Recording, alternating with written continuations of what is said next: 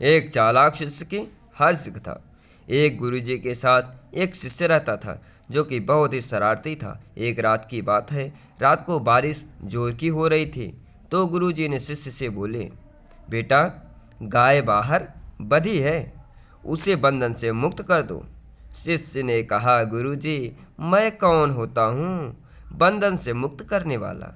आपने ही तो बताया था, बंधन से तो केवल गुरु ही मुक्त कर सकता है और कोई नहीं। इसलिए गुरुदेव, आप ही मुक्त कर दो। गुरुजी समझ गए और गाय को बंधन से मुक्त करके बैठ गए और बोले, बेटा देखो, बारिश बंद हो गई क्या?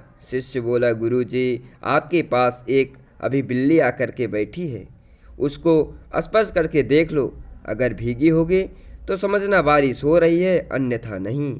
गुरुजी कुछ बोले नहीं और सोने चले गए, लेकिन लालटेन बुझाना भूल गए। तो फिर शिष्य से बोले, बेटा लालटेन बुझा दो। शिष्य सोचा, ठंडी का महीना है, जोर की ठंडी लग रही है, कौन लालटेन बुझाने उठे।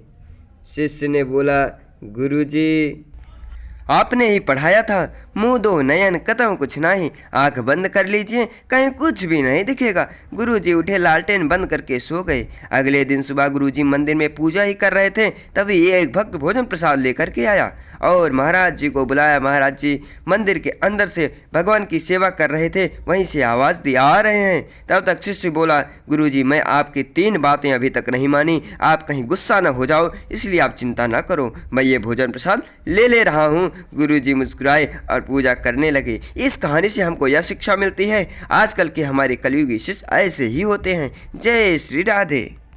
ऐसे ही कहानियाँ सुनने के लिए आप हमारे चैनल को सब्सक्राइब करें।